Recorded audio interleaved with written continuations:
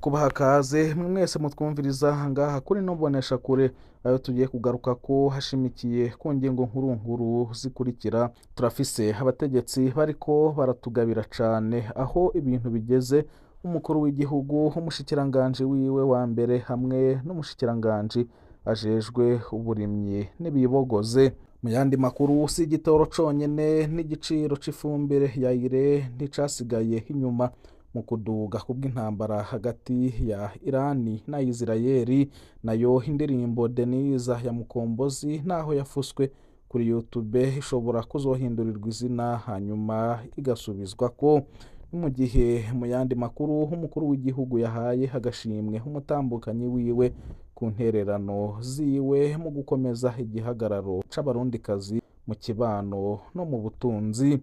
Mu yandi makuru, ihuriro ry'abakenyezi mu Burundi rirashima ibibanza abakenyezi bahawe mu matora ya 2025, ariko ngo haracariho agahaze. Izo ni impfunyapfunyo zayo tugiye kugaruka ko, ntimuje kure.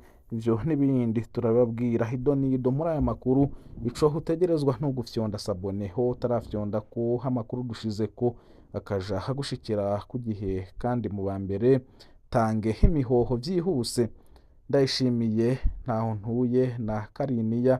Turafise abategetsi bariko baratugabira cane aho ibintu bigeze. Umukuru w'igihugu, umushikiranganje wiwe wa mbere hamwe n'umushikiranganje hajejwe uburimyi n'ibibogoze biravugwa bakica amatwi. Abarundi ntidutahura ko boba koko bazi ico bajejwe. Aho bigeze birateye isoni kuba umukenyezi Kariniya yumva ataco yinona. Uyu niwe wa mbere aba yaramaze kwibogoza kugira ngo umukuru w'igihugu amusubirize n'umushikiranganje yozanira inyishu abarundi. Gushika uyu mwanya, umwansi w'uburimyi nimero ya mbere ni wagenwe ngo abakurikirane nk'umushikiranganje kuko ntariko harakora icajejwe. Uyu mukenyezi mwotumenyera hari muri koma canke aratwumva. Umwansi nimero ya kabiri w'uburimyi ni umushikiranganje wa mbere be na Ndayishimiye umukuru w'igihugu. Aba bagabo babiri bajejwe ubuzima bwose bw'igihugu. Ntivyumvikana ingene rero bafata minenerwe igisata c'uburimyi mu gihe bazirikana neza ko bonyene ubwabo nabo batunze mu ngo zabo abafungura ivyavuye mu murima. Uburimyi ni karahara mu ruganda ntibacura kuko bukorwa n'abarundi barenga ibice 90%. Ni ukuvuga ko abatunzwe n'umwuga wo kurima barenga imiliyoni 10. Bigenda gute ngo Ndayishimiye na Nestori ntaho ntuye bumve batekanye igihe c'impeshi kigeze? Itariki 9 ntwarante abarimyi hafi bose ifumbire barihiye batarayikubita ijisho. Abarundi ntidukeneye insiguro za FOMI kuko FOMI si igihugu, si intara kandi si n'ikomine. FOMI si zone, si umutumba, si n'agacimbiri. FOMI ivutse ejo bundi, ariko Uburundi bw'abarundi bwamyeho. Abarundi turahaze kubwirwa ko ibibazo igihugu gifise biterwa n'abandi bantu. Ubu Ndayishimiye na ntaho ntuye bo kubahuka kutubwira ko ifumbire ibuze kubera umukoroni, ibuze kubera u Rwanda, ibuze kubera Pacifique na Rugurika, ibuze kubera abanywanyi ba Rwasa, ibuze kubera Niyombare, ibuze kubera Bunyoni, ibuze kubera Red Tabara. Ndayishimiye na Nestori ntaho ntuye bogoza Kariniya muce mujana muri babiri kuri televiziyo musigurire abarundi bose aho biriko birapfira. Mubonye ikibazo mutogishoboye mwibogoze mwese. Abarundi bavyikurikiranire. Kwibogoza niyo nzira nziza kuri mwebwe yo gusohoka izi ngorane. Ayo mu yandi makuru, si igitoro conyene n'igiciro c'ifumbire ya ire nticasigaye inyuma mu kuduga kubw'intambara hagati ya Irani na Isirayeli. Mu gatondo ko kuri uyu wa mbere igenekerezo rya 9 ntwarante 2026, nta yindi nkuru igitoro cazindutse cisubiza umutamana ku isoko mpuzamakungu. Ikinyamakuru Al Jazeera candika ko gushika uyu mwanya rero hakagunguru kajamwo amaritiro y'igitoro 159 kaduze ko ibice 24 kw'ijana. Abakurikiranira hafi iby'ubutunzi bamwe bavuga ko ibi hamwe byo bandanya huku kugera mu mpera z'uku kwezi akagunguru k'ibitoro gashobora kugera ku madolari 150. Ni igiciro kitari bwigere kibaho na rimwe ku isi. Perezida Donald Trump we avuga ko iri duga ry'ibiciro by'ibitoro ari ivy'igihe gito ko ngo bizomanuka vuba nibamara gusenyura burundu inguvu za Irani. Kubwiwe kandi ngo iryo duga ntirikabije cane ugereranije n'agaciro k'amahoro. Igiciro c'ifumbire ya ire naco caraduze, ni naco catanguye imbere y'uko n'igitoro kiduga. Ikinyamakuru Arafayi candika ko kuwa gatandatu ntwarante ifumbire yo mu bwoko bwa ire yari imaze kuduga gushika ku bice 30 kw'ijana mu bihugu nka Ejibute na Nigeria. Impamvu ituma ivyo biciro biduga ku isi nuko akarere karimwo intambara kavamwo ibice bishika 30 kw'ijana by'ifumbire ya ire ihingurwa ku isi nzima. Ibihugu nka Katari gifise ihinguriro rya mbere rinini ku isi kandi ryugaye ibikorwa ku bw'iyi ntambara.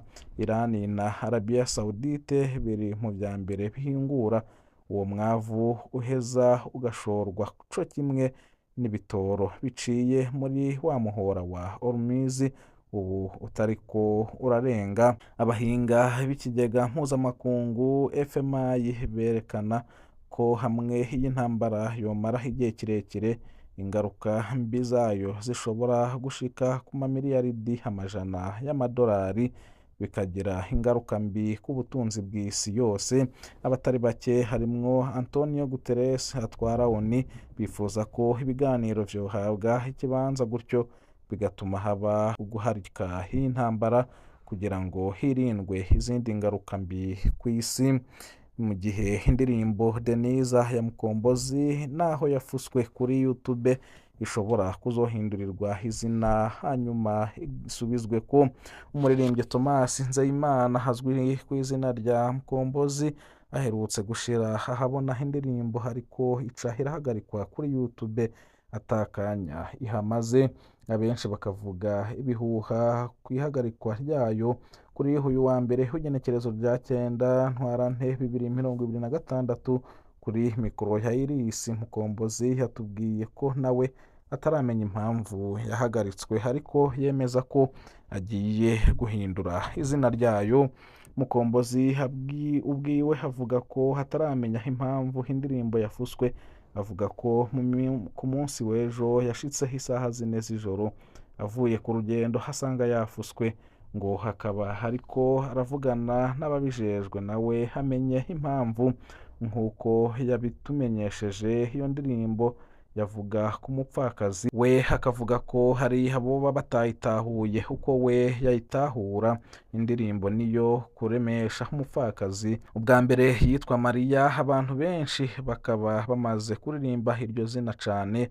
Duca turaba izina rya kera ritamenyerewe kuririmbwa Makurata dusanga ntirikwira muri titre na Consolata, ariko Deniza rica rirakwira. Yamara hari umuntu ashobora kuvuga ko uriko uravuga umuntu.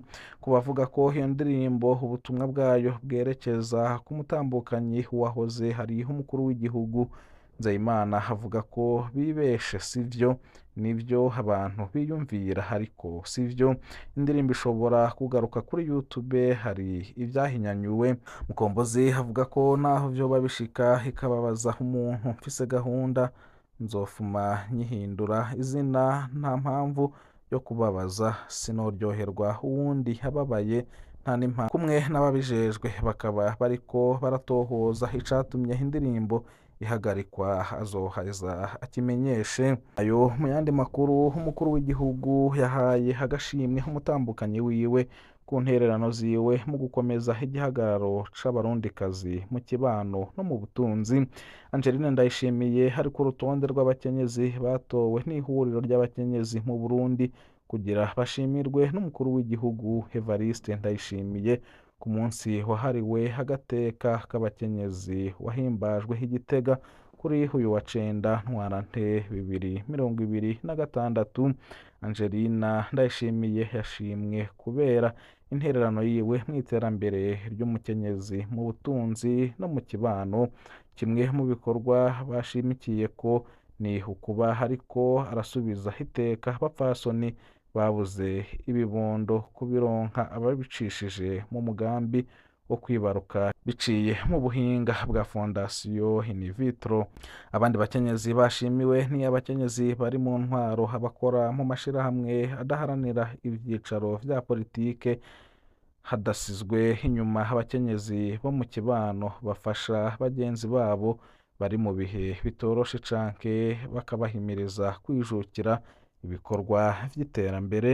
Nayo ihuriro ry'abakenyezi mu Burundi rirashima ibibanza abakenyezi bahawe mu matora ya 2025, ariko ngo haracariho agahaze. Hari mu birori vyo guhimbaza umunsi mukuru mpuzamakungu wahariwe agateka k'umukenyezi vyabereye ku kibuga c'umupira Ingoma i Gitega kuri uyu wa 9 Ntwarante 2026. Urongoye ihuriro ry'abakenyezi mu Burundi Bamwizere Madarina yamenyesheje ko hari intambwe igihugu c'u Burundi kigeze ko mwiyubahirizwa ry'agateka k'umukenyezi n'abigeme. Ngo mu nama nshingamateka baserukiwe ku bice 39 n'ibice 63 kw'ijana, ibice 46 n'igice kimwe kw'ijana mu nama nkenguzamateka, hamwe n'ibice 30 n'ibice 95 kuri ba musitanteri. Ngo naho biruko ku rwego rw'imitumba ibitigiri ntibishemeye kuko abakenyezi baserukiwe ku bice 8 n'ibice 27 kw'ijana gusa. Abandanya avuga ko hakiri agahaze kuko ibwirizwa shingiro ritegekanya n'imiburiburi ibice 30 kw'ijana bihabwa abakenyezi. Yasozereye agira ati ushimiye abayongeje, turasaba rero umukuru w'igihugu aho hose hari agahazi ko vyokosorwa kugira abonse rimwe baserukirwe mu mice yose. Nayo mu yandi makuru, gukunda iragi si ukwemera vyose uko biri, ni ukwemera ko ririmwo vyiza na bibi, ugahitamwo ivyiza bikagufasha kubaho neza, ibibi ukabishira ku ruhande ariko utavyibagiye. Ivyo ni bimwe mu vyashikirijwe na Patiri Adriano Ntabona, umwigisha wa kaminuza hakaba umwanditsi n'umushakashatsi, mu gihe yashira ahabona igitabo ciwe citwa Valeri et Antivaleri des Proverbes du Burundi. Ico gikorwa cabaye ku munsi wa gatandatu igenekerezo rya 7 Ntwarante 2026 mu kigo Bwenge Nyabwo co kumutanga. Imigani yose si myiza. Patiri Ntabona hasigura ko imigani y'abarundi ari inzira ihambaye yo gutahura ico abasokuru bashatse kudusigira, ariko yibutsa ko imigani yose itari myiza. Hari iyerekana imico myiza ariko hakaba n'iyerekana imico itabereye. Kubwiwe ntivyoba vyiza gutegeka abantu gukurikiza ibya kera batabanje kubisuzuma neza, kuko si byose byari byiza. Gutororekanya ibyiza ibibi tugashira ku ruhande. Tumwe mu turorero tw'imigani ifise insiguro mbi Patiri Ntabona yatanze ni nk'imigani irimwo ibikomeza urwanko canke ukwihora. Yatanze akarorero k'imigani ivuga nk'iyi: umwana w'umwansi niwe mwansi. Yasiguye ko kera mu mibano imwe guhora uwaguhemukiye vyemerwa, mbere hakaba n'igihe abantu biyumvira ko uwishe umuntu ategerezwa guhorwa mu kwica uwo mu muryango w'uwamwishe. Hari kandi n'imigani yo gushira imbere inda, nk'umugani ugira uti umuntu abura umutima ntabura umutsima. Agasaba abantu kudatinya kudomako urutoke imigani itabereye kugira ngo ntibabandanye gutuma haba imico mibi mu kibano. Uruhara rw'urwaruka Patiri Ntabona yahamagariye kandi urwaruka kwiyumvira no gusesangura imigani aho kuyemera gusa. kuko hari iy'abakera. Anasaba urwaruka gukora imigani mishasha ijanye n'igice c'ubu, ati urwaruka rwashobora gukora imigani mishasha ishingiye ku mico myiza igafasha kubaka ikibano kirangwa n'icubahiro n'ubuntu. Mu gitabo ciwe hasigura ko abasomyi bazohasanga imigani n'ivyiyumviro bishobora no kubatwenza, ariko kandi avuga ko birimwo inyigisho. Ndabashimiye nshuti banywanyi twabanye muri aya makuru yaragezweko. Amakuru yacu nagasaga, ndabipfuriza kubandanya muroranirwa n'ivyo muriko murarangura vyose. Imana ihezagire umwe wese wafyonze sabone, nawe utarafyondako raba munsi y'ivideo ufyondeko. Amakuru kumwe n'ibiganiro tuguteguriye bije bigushikirako ku gihe kandi muba mbere.